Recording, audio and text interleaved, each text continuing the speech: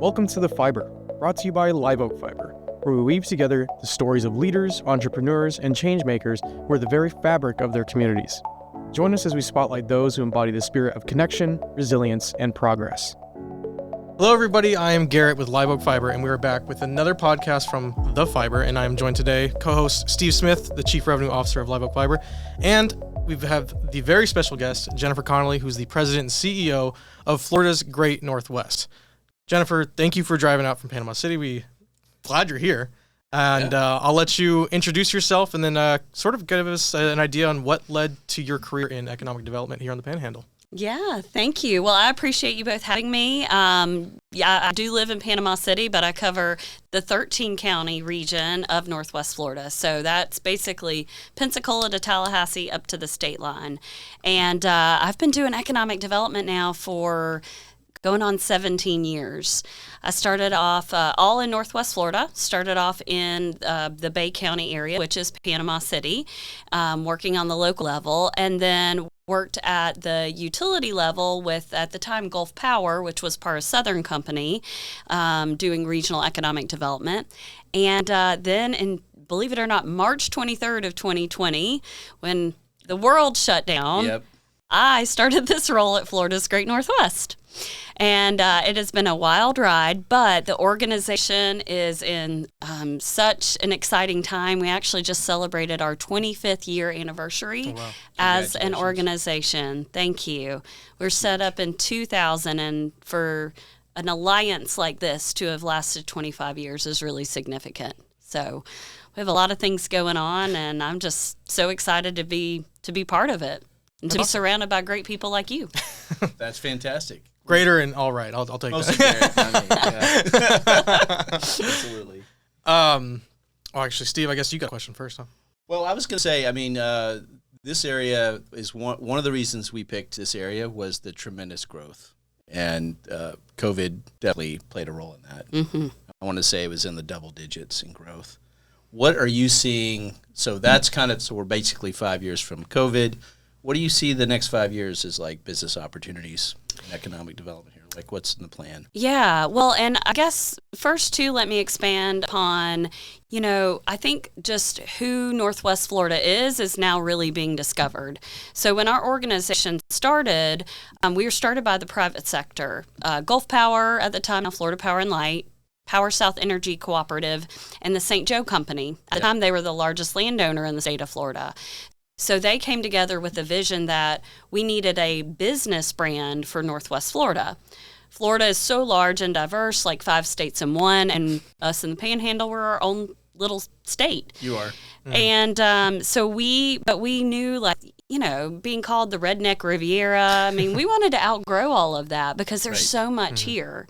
And so we have been working on that business brand for the past 25 years. And I think what happened during COVID, a lot of people were fleeing, areas and wanted to be in a place that could be open, where they could also find safety, shelter, and just a beautiful, wonderful place to live. And that is how we started to become more and more discovered.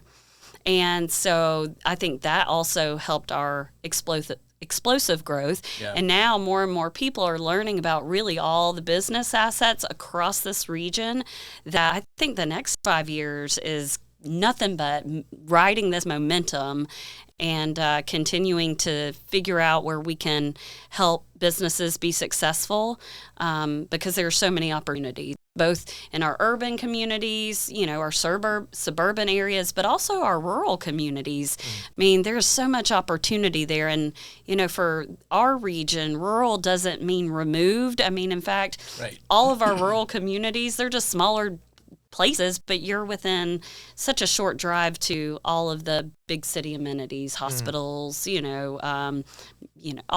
all the things that you can want for entertainment and those things. So we really have it all in Northwest Florida.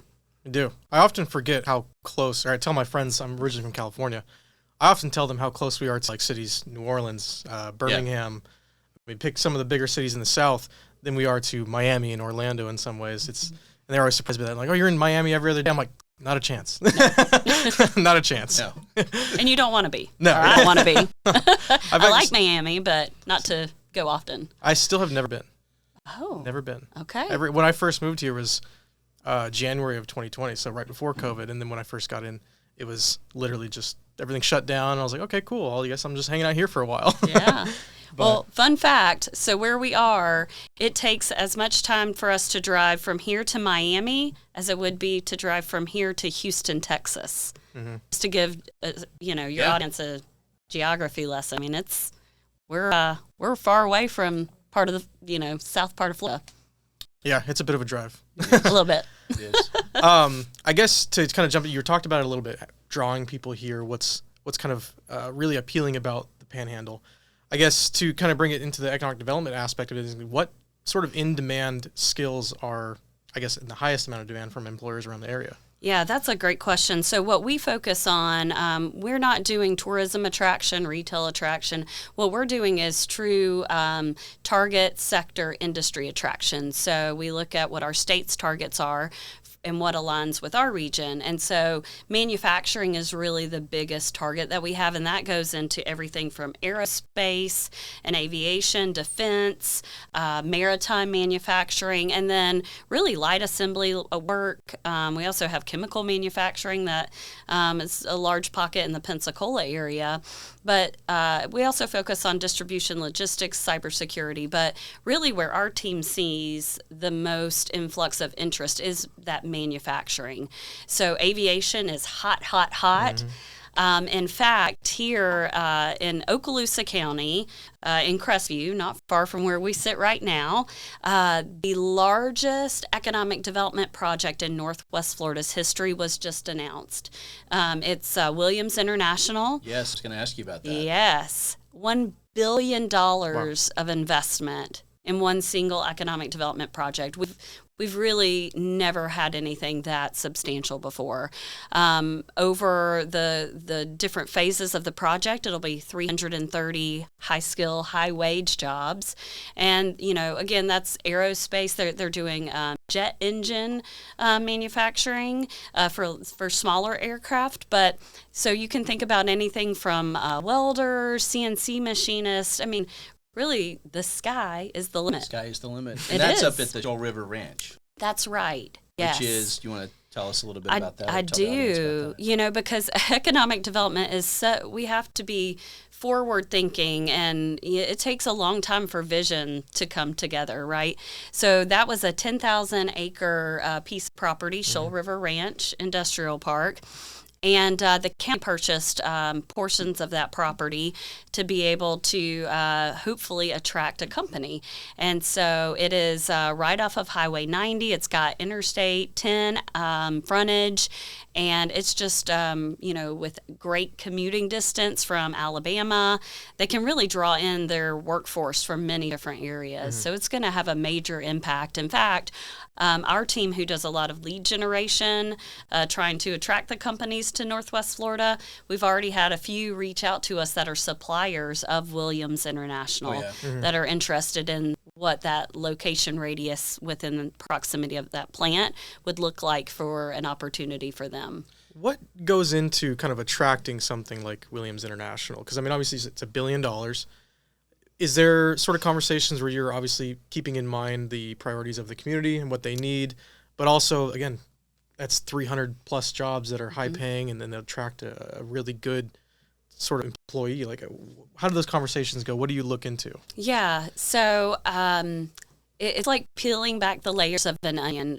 First, I would say, my role as economic developer and a native Northwest Floridian. I grew up in the small town of Port St. Joe, and this area has always been my home. So I don't want to see unrecognizable change, but we do have to have growth and diversification of our tax base so that we can all continue to thrive. So we keep that in mind. And so first you have to think about where that industrial piece of property is and where your community wants to put assets. And so that's why the Shoal River Ranch property was so important, and keeping that vision for an industry like Williams. And then it's getting on the radar screen of companies. In this instance, they worked with Florida Commerce, who is our state economic development organization, and it is making sure that our Florida Commerce team knows about our assets so we can get in the game. And then it's a lot of conversation presentations. It's a lot of data pooling because companies are all about, speed, risk, and money. I mean, similar to what you all do too. We have to try to lessen the burden for any company that's looking to invest in our region. So we want to have a lot of data on our workforce availability, the training programs, that total talent pipeline, and of course, if there are any incentives where the company could apply for. And then really it takes the community working with partners across the region, across the state, and then working with the company to bring it to fruition. How long does that process usually take? Is this like multi-year, or is it something you can kind of slap together? I wish. In my career, I've only seen a couple that have materialized within months, but it was because of a perfect situation. But yeah, it literally years. I'll give you one example. A gentleman, when I first started in this role, a gentleman had been laid off from GE Aviation at the time, and he turned in to be an aerospace consultant. And he looked me up and said, "Hey, I remember seeing some of your materials when I worked for GE, and I'm just interested in learning more about your region because it was very interesting to me." And so I was like, okay, well, I entertained a meeting with him, and this was all through LinkedIn, and we met. Well, he has sent us so many leads over the years. I mean, I met him first in 2020, but it wasn't until we went to a trade show in April of 2024 where he then had employment with a company and introduced me to that company. And then we did our thing where we helped navigate where they would be best suited in the region. And now the company, IAG Aero Group, has announced a 500 job project that they will bring to Panama City at the Northwest Florida Beaches International Airport. And that was a historic announcement for Bay County, the largest job number creation project in the county's history. It's huge. And it was because I entertained a conversation with a gentleman off of LinkedIn who was an aviation consultant. We should name a street after that guy, or a highway. You know what? So maybe a bridge. in economic development, we come up with code names, these confidential code names. So I love code names. Yeah, like Project Jayhawks. Williams International was Project Opal.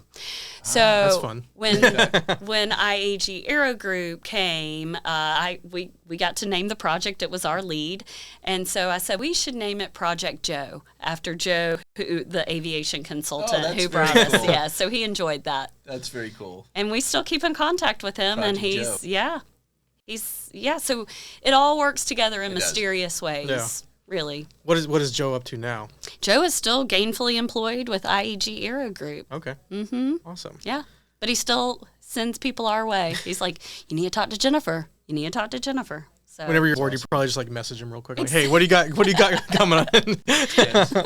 What are you working on from Joe? Yes. Well, you guys have won some big awards recently. I think there was one from the Triumph Fund, and then there was Duke Energy. Yes. Gave you guys a grant. Yes. Want to tell us a little bit about that? Yeah, thank you for asking about that. So your audience might not be familiar with the Triumph Funds. I'd like to maybe just give a little blurb about that. So in 2010, we had the Deepwater Horizon oil spill. Of course, it was devastating to us specifically in the Panhandle because of our coastline and the perception that there was tar all over our beach and oil all over our beach.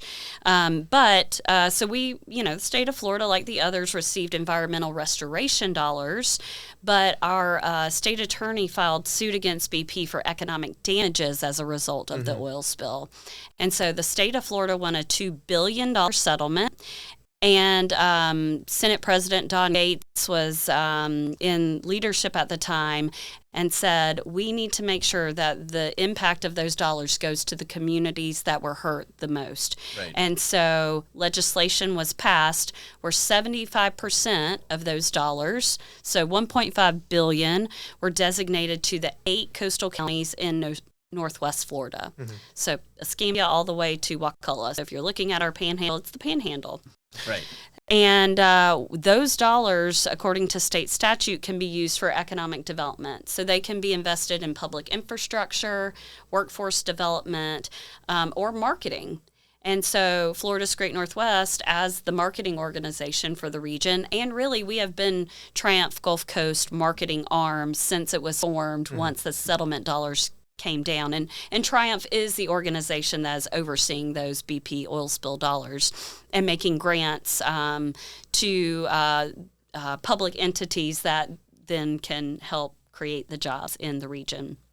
So Florida's Great Northwest went before the Triumph Board this spring and had to go through a 3-part process, but had unanimous approval every time, where we've received a $4.77 million grant for a marketing strategy, one like we've never seen before in our history, specific for economic development. That's awesome. Yes. And so that is going to be allow us to tell our story in an even bigger way across the world. That's awesome. And then also as part of that is being able to update our economic development strategy for the region called Northwest Florida Forward. And this was done in 2017, and so much has changed. COVID, we had hurricanes. Nobody is the same. That, right. Exactly. But I'm excited because, stakeholders in the community, like you all too, can play a role in crafting the strategy. And then we're going to look at the impact of companies like yours in the region and how everybody plays this greater role in the attraction of these companies to Northwest Florida. So Northwest Florida Forward, the next generation, it is coming. I am so excited about it, and it's just going to be a way to bring us all together as a stronger, unified voice. Is there a way for just regular folks that are interested in just following along to see where that money goes, what projects are starting up? How do they follow that? Yeah, absolutely. So we're very active in all the online spaces. So floridasgreatnorthwest.com, we send out monthly newsletters where we're not going to put you on our, you're not going to get ridiculously spammed by us. Yeah, exactly. They're good newsletters. Yeah, thank you. Yeah.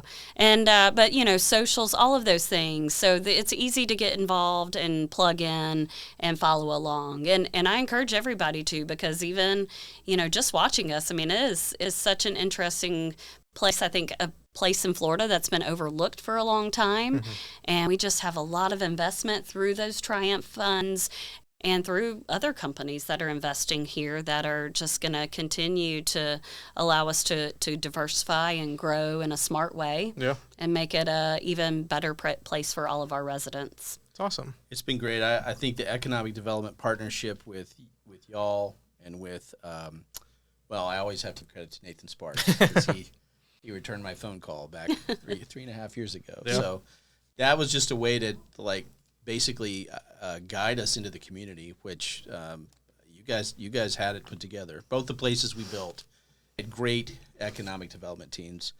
It just so happened that Nathan had lived in the other one too. I don't know if you knew that, but Nathan was actually out of Glenn County, Georgia, which is our other. Oh, that's right. Yeah, I remember that. So now. That was just kind of like kismet, fate, or whatever. But as we, obviously we're into broadband. How does broadband play into your broader vision? For people you're trying to attract, or just in general? Of course. It's critical in location decisions, honestly. When a company's looking at the site, before, when I first started in the industry, it was mostly about electricity. Is there enough megawatts or perhaps gigawatts? Yeah, and then waste. Yeah, but without a doubt, broadband is now, the question along with electricity capacity. So it's something that is very important to us, too, as we look to support our rural communities and making sure that they have the broadband access that they need. We want to be champions for that conversation and be supportive as possible.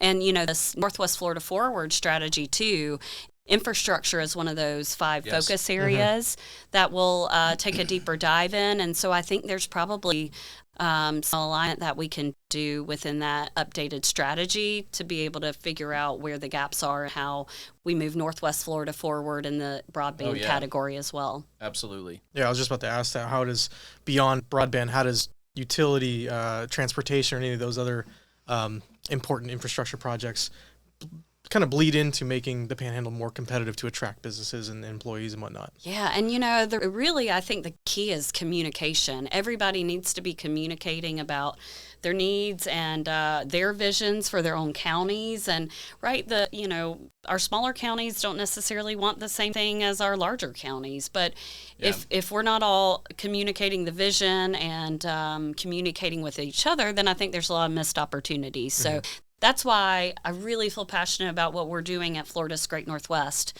because we are that one single place to bring all of those stakeholders together in a meaningful way that makes sense for everybody's goals and objectives.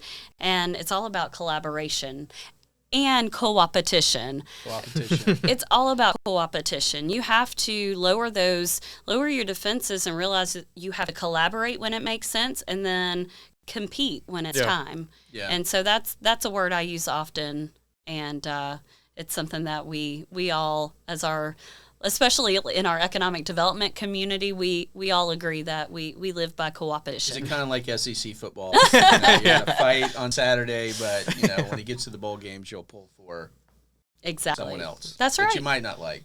That's exactly right. Okay. Yes, that's right. A lot of passion there. Indeed. Is there usually, see if I can word this correctly, because obviously the military is a huge employer around here, obviously probably draw a lot of money to the area. Yes. Is there sort of like an initiative in mind, or that you guys try to do, where it's balancing sort of military focused investment and drawing companies that are related or military related, to also just prioritizing stuff that people outside the military can look for? Like obviously Williams International is probably something that really focuses or pulls a lot of their skill sets from military. Is there something for people that just maybe moved here because they like the beach, or how do you keep that into balance? I am so excited you asked this, and we didn't even talk about this beforehand. So, brownie points. Yes, for sure. Good job. When I think about our Northwest Florida sales pitch, Triumph Gulf Coast funding is top.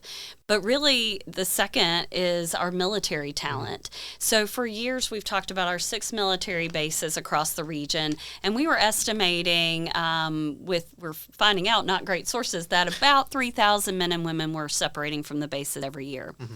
Well, Florida Commerce granted Florida's Great Northwest Defense Reinvestment Grant earlier this year, and we just completed our study on Northwest Florida's military talent. And so we worked with the University of West Florida's Haas Center, and they conducted this research with support, obviously, too, of our career source regions, including leadership from Career Source Okaloosa Walton, who had been doing some of this work themselves for many years. So what we found in this study, 3 main interesting points about our military talent and veteran talent that live here in Northwest Florida. Mm-hmm. 1, 5,200 men and women are separating from our 6 military bases every single year. Wow, that's a lot. Not 3,000. 5,200. Yeah, almost doubling, yeah. That's significant, right? So then on top of that, the survey data told us that out of the 5,200, 47% plan to stay in Northwest Florida. And, they cited family and career opportunities. Mm-hmm. And then even for me, more exciting, where we figure out how to connect those dots even more, 19% are undecided. So that is such an opportunity for us, for our business community, for our workforce development partners to figure out how we tap into that 19% and make sure they know that they have opportunities to stay. And then even the rest of the folks, mostly they plan to leave because of family. Mm-hmm. But there's still an opportunity there if they know the right things that they could move into from a career perspective here. We have great vets at Live Oak. I mean, we've been blessed. That was probably a component that we didn't figure in, that it was just like a happy surprise. And we have, I don't know what the exact percentage is, but we have a phenomenal group of vets that work here. That's awesome. At all levels, not just technician, but at all levels. Yeah. And in that study, there were 59% of the veteran community in the region, including our transitioning military, had bachelor's degrees or higher. Yeah. So you have a mix of all Oh, yeah. skill sets, and that they're committed, they're mission ready, and so that is such. I'm so encouraged They're to hear that. completely mission oriented, Yes. which is like that's one of the hardest things to train. It's like it's almost got to be in the DNA. Yes. I'm here for the team. Yes. Yeah. And you don't get that a lot of times. So Yeah. it's just deeply embedded into what they do, which makes a huge difference. That's great. Huge difference. Yeah, it's those soft skills that are yeah. hard to teach. They're ingrained, Yeah. We try. I'm trying to teach soft skills to my two children right now who are 13 and 10. And Good so luck with that. thank you. I You don't try have any gray hard. hair, so maybe it's working. Yeah. You're doing a good job. 'Cause I don't think I learned those soft skills until I was at least 21, 22, somewhere around there. Yeah. I'm going to Learn start soft skills through early. hard lessons, I think. Well, that's true too. Forced labor, I think is right. Absolutely. Absolutely. I guess speaking about sort of the military, is there any initiatives that are in place right now where it's sort of continuing their education, training them on, I guess, new skills, as well as for just regular people that are not involved in the military? Yeah, I mean, there really are so many. The availability to move forward with your career after you leave the military, or even when you're still in the military. I could go on and on. The DoD Skill Bridge program. We have Veterans Florida that's doing a lot of great work. They actually also offer incentives for employers who hire veterans. So, and training programs are, like I already mentioned, our Career Source partner. They have dedicated specialists that work just with the veteran community. So the connection points, and I mean, anybody could do anything, really. We take very good care of that military and veteran community. And really exciting, too, outside of that is just all the training opportunities that we have, because so many investments have been made in our state college system, our universities, our school districts. So I think it's also just that awareness for people to know that there are so many interesting and exciting career opportunities in Northwest Florida. So I think it's connecting those dots. And in fact, that is why we received another grant that you mentioned for Northwest Florida Career Pathways. We received that through our foundation so that we're going to be able to bolster that program, where that's really driven for our school districts and our high school and middle school families to look at the opportunities, the career paths, what education they would need to get as far as certifications or bachelor's programs or degrees, and even the salary ranges that could be possible at each stage of the game. So there are so many information sets out there that we're working on, and just hope to continue that dialogue so people know that they're there and that they're a resource. That's awesome. Yeah. As I say, I think the last guest we had, Nick Palumbo, he's up in Savannah. He sort of talked about some sort of similar, where it was the availability of information for a lot of people just to understand that there's opportunities available in the regions they live. They don't need to necessarily go to large metropolitan areas or where they think the big jobs are going to be. And it's just about information. So I think you just solidified that point where it truly is making sure that you're very much aware that, these jobs are here, or you have opportunities here, and that it's going to continue to grow as you stay here longer. Yeah, I could say, just in my own friend group, a lot of them will say, because I think they've heard it for years, there's just no good job opportunities here for my kids, so they're going to have to go away. Right. And I am just pounding the message that is just not true. It's just not true. So I think, the more that we can drill in and spread the good news, the better for us all. The economic gospel. Yes. Yes, that's right. Yes. Amen. Amen. That's great. All right, so you're local to Panama City Beach. Is that you're originally from? So from Port St. Joe. This is an interesting story. So my parents grew up in Birmingham, Alabama. That's where my extended family still is today. But I am truly a product of economic development. My dad became an electrician, went to the technical college in Birmingham, became an electrician, and had a baby coming on the way. That was me. And so he moved to Port St. Joe, Florida, to get a good paying job as an electrician at a paper mill. And my mom and I was born, and we moved down to Port St. Joe, and I mean, that's where I grew up. And the paper mill at the time was the major employer. 500 people worked there at the height of the mill. And I was in high school when the paper mill shuttered.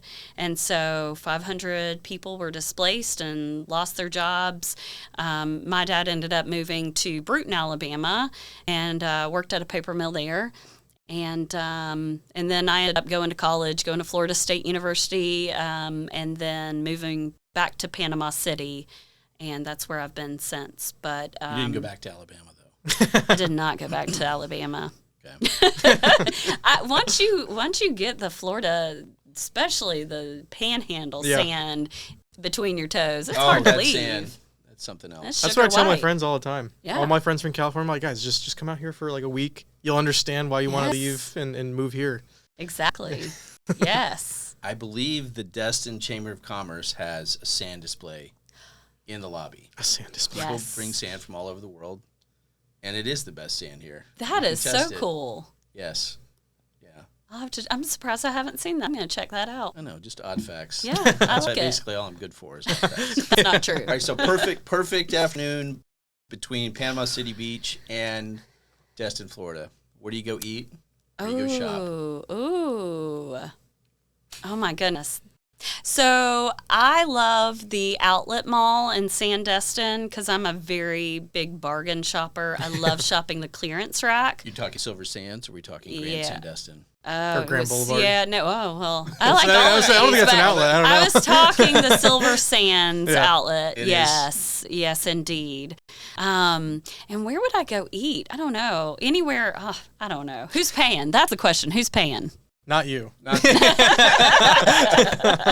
Yes. Yeah, I don't know. I could pick so many. Just along 30A in general is just so nice and fun. I'll tell you one, Jim, so we had our 25th anniversary celebration, and we hosted it at a St. Joe property, one of their newest resorts in Walton County in Inlet Beach called Camp Creek Inn.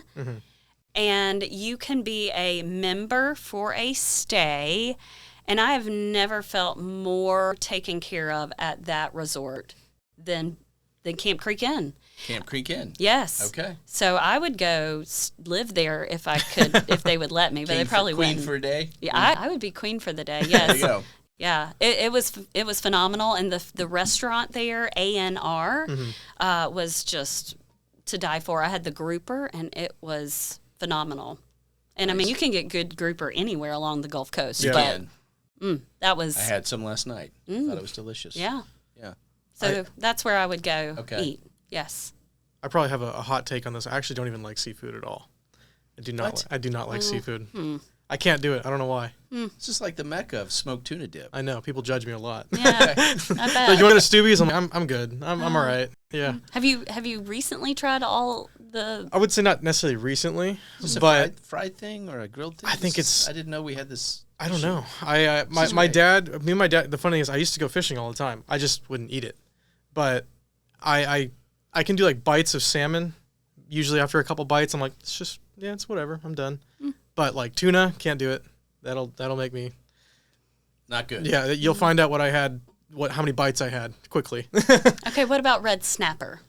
Especially if you go is- off and catch it. I think Bring it I'm back trying to remember. in. So a Nice long looking time ago, fish. we went fishing right off the coast of California, and it's fairly deep where like the kind of cliffs drop off, and you get those are the ones where like, your eyes will pop out because it's like so deep right there, right? We did that, and my dad cut them into little like pieces, and we put them in pancake batter and then deep fried them, and I enjoyed that. So that's the only fish I know I enjoy, and maybe it's because of the pancake batter. I'm not too sure, but that was the only time I was like, I actually enjoy fish right now. But usually, I can't do it. I don't know why. Okay. Yeah, I well, get judged a lot. My wife's like, I'm gonna go eat, and I'm like, have fun. I'm like, I'm But you gonna like a lot of Mexican food here. Oh, yeah. Oh, that's true. Peppers. Yeah. I live at Peppers. Yeah, You live at Peppers, I Yeah. Yes. yeah. It's some of the best. I would say closest to like the California Mexican food that I remember. So that's where I go. And I don't know when we're going to release this, but I do have to give him a shout out. Is Papa's Smokehouse in Niceville. Recently, I think one of the best barbecue places in Florida, which is right I would doubt it. over here in Niceville. That's exciting. Congratulations. Way to go, Papa's Smokehouse. Yes. I've been pleasantly Crushing surprised with barbecue in the area. I don't know why that would surprise me, but I think it's been delicious. Every place I've gone to has pretty much been some of the best I've had, which is hard to say because every time I go to try a new one, like, oh, it's the best I've had in a very long time. It's been like 2 weeks. It's hard to do brisket. And I'm told they have a good brisket. Okay. Yeah. So I'll put it on the list. put it on the list. Yeah. And then there's Danny's. You been to Danny's? No. Danny's Fried Chicken. I don't know what it was before. For those, so Gus's Fried Chicken out of Memphis is like world class. It's right there. But Danny's from here. Okay. So he's right down on the John Sims. Okay. Big giant road. Okay. We like talking about food. I don't know why. Maybe We always I go like back it to it. too. Yeah. I feel like I should have brought some snacks. You know, We have snacks, a little too. platter. That's what we got to do. One of our podcasts just has to be like trying a bunch of different foods from the area or something like that. We're gonna that get some would be fried fun. seafood in here for you. I know. Yeah, I sure. think you've got to retry it, I do and too. from here. Maybe. Like, I'll have to build up to it, I think. okay. I like her idea though. You go out and catch it though, because the Reds, it's snapper season right now, right? I don't think so. It usually ends in the summer unless they opened it back up, which could have I happened. thought I saw some boats yesterday. It's possible. Couldn't tell you. My neighbor goes fishing a lot, and he always comes back. He's given us a couple, or gives my wife a couple fish to eat. But yeah, he's a big fisherman. I'm like, oh, thank you. Here you go. You have to at least try it. I'll For give it us. another go. I'll give it Please. another go. I'll try it. So I was told that the cobia fish is what all the other fish like to eat. I don't even know what that is. I don't either, because I live in a square state. But Oh, yeah, I will true. tell you this cobia, supposedly, you catch the cobia, you cover it up, and then you can catch all the other fish. That's what they really prefer for those listening that like to catch fish. Fun facts with Steve Smith. Cobia. Yeah.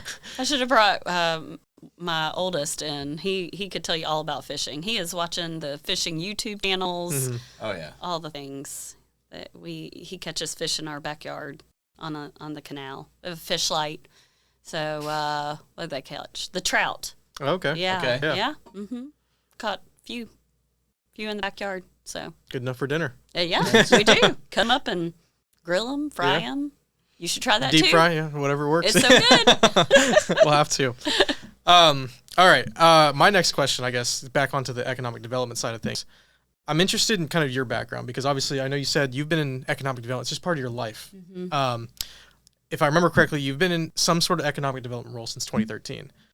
What sort of, I guess, milestones in your career and your life led you to want to pursue a career in economic development? And why do you find it so fulfilling and almost necessary? So when I went to school, I went to Florida State, and I got accepted into the public relations program. And it was a pretty competitive process to get accepted. So I was one of 40 students that semester to be accepted. So I just knew I could write well and communicate pretty well. So I started that path. Still, I was the first in my family to go to college to get a 4-year degree. So, I kind of figured it out on my own.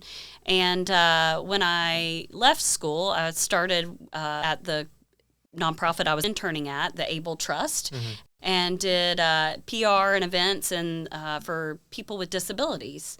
And so we would do try to raise money for different programs, and really did a lot of youth program to help expose students with disabilities into career fields. Well, then I moved to Panama City after I got married, and then just kind of fell into social service nonprofit. But the interim executive director who hired me moved on and became the interim executive director at the Bay County Economic Development Alliance, and said, Jennifer, I think it's time for you to come over here. You've spent a few years at this organization, but I think you'd be a good fit. I said, I have no idea what this is all about.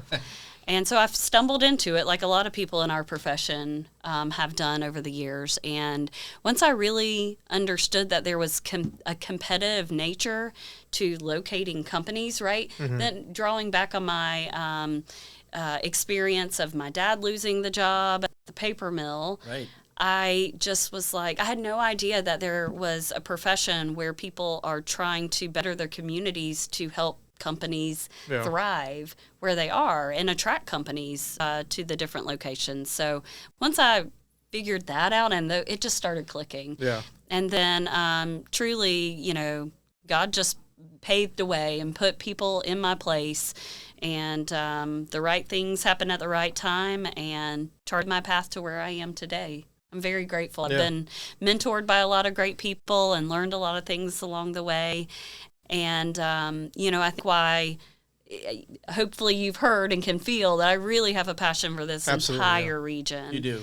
And so I think that's kind of why we've had a lot of success too, because I'm deeply ingrained. I'm not going anywhere. You couldn't recruit me to go move to Michigan and do economic development. So I'm here and having a ton of fun with it. That's awesome. It's funny because I stumbled into sort of the career field that I'm in now, and I think you kind of had a similar thing. And I feel like if you stumble into your career, I feel like it's a natural fit, whereas like you have so much more enjoyment out of it, where it doesn't feel like you're just going to work every day. Yeah. And yeah, Eventually you find the slot that fits. Yeah. Eventually. Just takes some time. Well, and Sometimes it takes longer than others. Well, and it's being surrounded by great people. I have such a great team at Florida's Great Northwest, and surrounded by a great board. Mm-hmm. And so, How many people on your team? So it's currently myself and 2 others, but thanks to the Triumph Gulf Coast grant, I get to add 2 additional full-time people to the team. Nice. But still, for covering 13 counties, that's a lot of it's work. a lot. So we're very thoughtful about every dollar we spend. But truly, we lean a lot on our volunteers, and we have a great partnership that allows us to amplify the work that we're doing. I think that's something in the DNA of the region too. Like people want to pitch in. I mean, that is like a rural thing too. Like you can't just sit on the benches and cheer. You have to play. Yeah. And I think that's phenomenal. Like I see that you can feel the collaboration here. Yeah. I mean, talking to like Nathan Sparks and all them too, like you get that from them, where it's like, yeah, we want to help you genuinely, not just because it's our job or things like that. It's like there's so many good people in this community that are like, I'm fully invested in making it work. You as an example, where it's like they're fully invested. They need to they want to make it work because they want to see not only your companies thrive that exist in this area, but also see just the normal everyday people being happy and being successful and being able to enjoy the beaches and whatnot. That's right. Yeah. Yeah, we live in such a beautiful area. I mean, outside of the beaches, the nature trails, you can do hunting, lake fishing. There's just outdoor person's paradise, truly. It really is. Mm-hmm. Yeah. The Crestview area is tremendous growth. Well, also Walton County and Bay, but specifically Crestview has really like exploded, I think. Yes. Definitely the last 3 years. Yeah. Which is where Shoal River is. Any thoughts about that or? Yeah, they have consistently been on national radars of rankings, being noted for the explosive growth. The Crestview, Fort Walton Beach, Destin MSA, and recently the Panama City MSA has also been started having national recognition. That's right. And even Pensacola, they now they've exceeded that 500,000 population mark, which really gets you on a radar screen for, like, we work a lot with site selection consultants that are working with companies on expansion or location decisions. So once you surpass the 500,000 mark, you really get on more radar screens. Yeah. So, just seeing all of the uptick in all of those, MSAs, those metropolitan statistical areas, is really been beneficial. So, I mean, all the notoriety is people are doing double takes now, not just 100%. like the Panhandle, but wait, what's going on in this region? And so it's been nice to see. And more so, like, from a technology perspective, the innovation, we really punch above our weight when it comes to the innovation that's going on with the Air Force Research Lab. We've got the FS through Triumph Gulf Coast, some investments with an Florida State University's Inspire program, where they're putting into place wind tunnels that they have plans to make, so that private sector can also come and test their products in these high-tech university lab. So there's just a lot of innovation happening as well, and investment in those spaces as well. Not just a lot of investment in residential communities and retail developments, but also a lot in cutting edge things too. That probably plays in my next question, is basically, with all this going on, how does the Florida's Great Northwest sort of position itself against other regions to open itself up to those new investments and new companies and things like that? Yeah, it's, just getting on the radar screen. Awareness is the first step. Yeah. And kind of how we play a role is, so we've got this 13 county region, and the thought was let's go after things as the region so that then the opportunities can be trickled down to the county. So we play professional matchmaker, and we learn what the company wants and needs, and then we help figure out the communities that may be best suited, and we court them until they decide where they want to locate. And this model has been really successful since 2020 when I came on board. Florida's Great Northwest has been played a direct role in the support of the announcement of 1,400 high-skill, high-wage jobs in Northwest Florida. Yeah. And 350 of those were in rural counties. So it's great. It's so good. Once people can dig in and understand more and see for themselves, then it really is exciting to see their eyes light up and realize all the opportunities here. There's a ton here. Yeah, It's fun.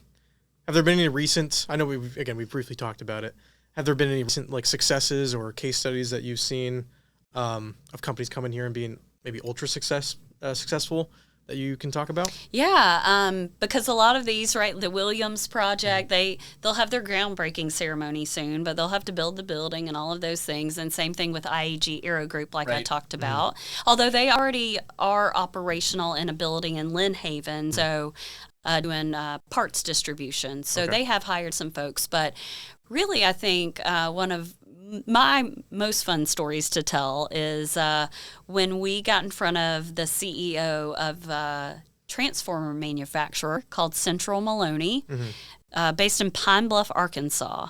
And the CEO had just had a site visit in the state of Texas and just didn't feel like it was the right fit. But he had outgrown all of his facilities in Pine Bluff and had just knew he needed to tap into a new workforce market. Then entered Florida's Great Northwest. And he said, I get hundreds of solicitations like this. Why I decided to respond to you, I don't know. But he responded to an email inquiry from our business intelligence director, and he actually, the CEO, pushed back and said, no, I don't think Northwest Florida will work because transportation costs are going to be way too much. And Shane on my team said, actually, here's the data that shows I think it's pretty comparable. It's got to be, yeah. So that allowed us to move to the next step to do a virtual meeting with him. And we got he and his executive team boots on the ground in the region. They knew about us. They vacation here all the time. They know about it, but they only know a part of it. Exactly. Yeah. So he ended up looking at 5 counties across Northwest Florida, and selected the initial one he selected was in Bay County. They were the only one that had an existing building, and so they in Panama City, Florida, are building pole mount transformers, single phase pole mounted transformers that can just see on the side of the pole, maybe in your neighborhood, and they're goodness, I think they might be close to 200 employees now. Wow. And doing well. Even the icing, the cherry on top of the sundae is Chris Hart, the CEO of Central Maloney. He felt so appreciative and confident about the work that we did at Florida's Great Northwest. He joined our organization at the highest investment level, and he is serving as my vice chair and will move into the chair role come January. That's fun. It is. So talk about success. He's a believer. We have jobs. Active jobs. And in fact, what really was cool was one of my friends who I don't talk to often, but I went into the plant one day and I was like, Phil, you're here, you're employed here. And anyway, so that's always full circle moment too, to go through those plants and be like, because of our work, and it wasn't just our work. Yeah. It took a ton of other people. So please hear me, to know that. Mm-hmm. But, from our initial seed of getting them here, all of these people have great jobs, and it's just such an exciting full circle moment. How quickly does once you have a company that's maybe interested in looking into an area, obviously you kind of overview the whole region. when it comes to let's like just most recent example, when do you bring in like the individual county-specific economic development councils to sort of get involved and maybe start building their pitch to these companies to like, hey, we have this very much a specific area that might benefit you the most. Yeah. Do you kind of quickly bring them in, or is it usually with the companies kind of decide and then it's kind of work on them? It can be different, but most of the time, once we understand what the company is looking for, if they can tell us we are looking for 100,000 square foot facility, we're going to need it to be on 15 acres. We need, welders and all these other skill sets. We send that out to our communities. Make it a fun confidential code name, and then they submit local proposals that we package as a regional proposal. Okay. And then we do the introduction once they're ready to come boots on the ground to do a site visit. And in fact, we're have a company that's coming in on Monday to look at 3 of our communities. That's exciting. So yeah, So they're immediately involved. Every single region is more or less from the get-go. We think that's the way to be most successful. We want our partners to know what is out there, because they're trying to understand the market of where they need their industrial properties to be, and we don't want to operate in a single silo. We want them to be at the table early and often. That's awesome. Yeah. That's very cool. Well, I mean, it's been a wonderful conversation. I agree. There's a lot to cover. I feel like with these type of conversations, it's so hard to cover everything, because then we'd be talking for hours and hours and hours, because there's just so much that you guys do. Yeah. And obviously this region is so large, but... So people want to follow along. What's the website? FloridaSGreatNorthwest.com. There you go. Yep. Easy to find. Easy to find. Yep. And you've got all the socials on there. Yes, indeed. And a great newsletter. Yep. Great newsletter. A fun YouTube channel too. We've got a lot of company testimonials. So I mentioned Chris Hart. He gives a great testimonial. Some of the other companies we've recruited here. So we want it to be a great source of information for anybody that's looking to learn more about the region. Yep. Even if it's somewhere where you're looking to just relocate, we've got a talent site called Wonder FL that has a Northwest Florida specific page. So I tell you what, we can answer about any question you have about Northwest Florida, but we want to be that resource. Yeah. Great jobs, great community. Yes. World's best beach. And without a doubt. And seafood. And seafood. I know, Yeah. we're gonna work on minus one at least. What's your 60-second elevator pitch that you like to give people when it comes to just talking about Northwest Florida? Okay.